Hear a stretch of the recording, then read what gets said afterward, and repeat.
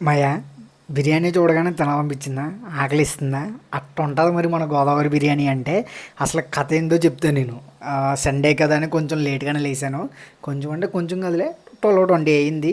ఇంకా వండుకోలేక ఓపిక లేక అర్జెంటుగా జొమాటో ఓపెన్ చేసి మన విష్ణుశ్రీ రెస్టారెంట్ ఉంది కదా, ఇది అమలాపురంలో చాలా ఫేమస్ అనమాట. సో ఇక్కడ లేరు మొగలి బిర్యానీ అయితే ఆర్డర్ ఇచ్చాను. ఇది వచ్చేసి 500 రూపీస్ పడింది మాయా నాకు.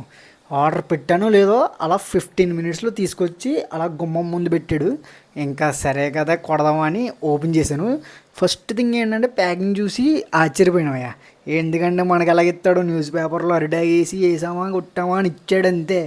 ఎక్కడైతే నీట్గా విష్ణుశ్రీ అని మంచి కలరింగ్ వేసి, హైదరాబాద్ కదా అలాగే ఉంటుందిలే. ఇంకేం చేస్తాం, ఇంకా తీసి ఓపెన్ చేసాం మంచి ఆకలి మీద. మొక్క చూసి ఎలా ఉడికిందో, అచ్చి బాబు అదిరిపోయింది అసలు. మన ఊర్లో ఎలాగ ఉందో ఇక్కడ కూడా అలాగే ఉంది. వెంటనే ఇంకా ఇంటికి వెళ్ళిన ఫీలింగ్ వచ్చింది మయ్య.